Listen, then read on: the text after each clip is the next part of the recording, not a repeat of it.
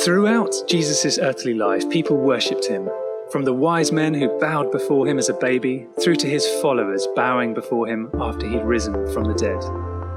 But what does Jesus say about worship?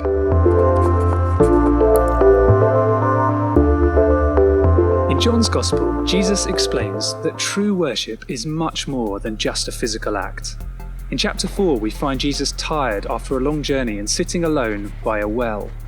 A woman from another religious group approaches the well, and then, shattering a massive social divide, Jesus asks her for a drink. This story echoes a familiar scene from the past. In Genesis 24, we find Abraham's servant sitting by a well after a long journey. A woman approaches and he asks her for a drink. And this parallel is no coincidence, because that Genesis story is also the first time in the Bible where we read about someone worshipping God. John's Gospel often echoes the past to make a point, and this one is about worship. So the woman responds in surprise to Jesus, not by refusing his request for a drink, but by asking him questions. The conversation deepens, and at each stage the woman learns more about who Jesus really is. At the point when Jesus exposes the truth of her past, rather than freak out, her reaction is to ask where she should go to worship. Jesus announces that the time has come for things to change. Where we worship is not as important, and the physical act is not as important as the heart.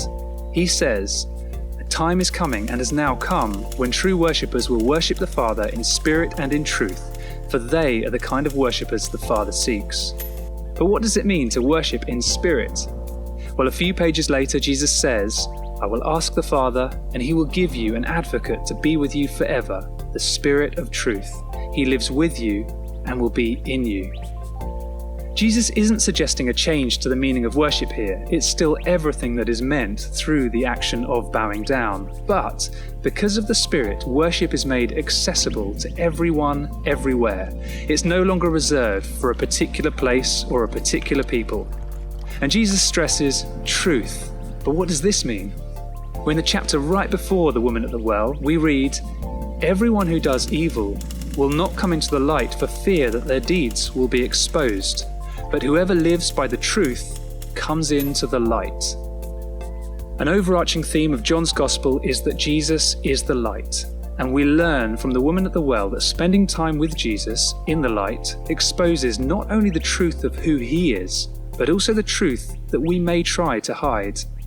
It's interesting that the woman doesn't bow down physically to Jesus, almost as if to make the point that the physical action is not as important as the heart. Yet, the encounter here embodies everything that worship is.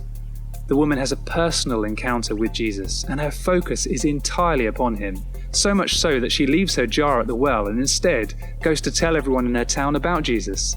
And like a true worship leader, she leads her community to Jesus for them to experience his presence for themselves, and they conclude he really is the Saviour of the world.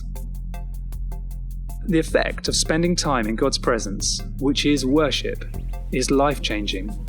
Next, we'll look at the difference between worship and praise.